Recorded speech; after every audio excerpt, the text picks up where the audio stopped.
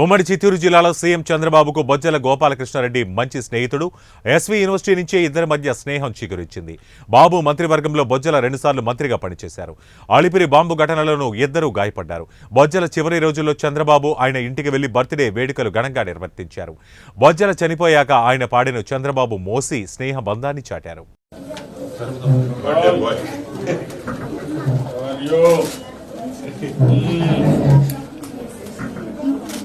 Happy birthday to you. Smile. Napala.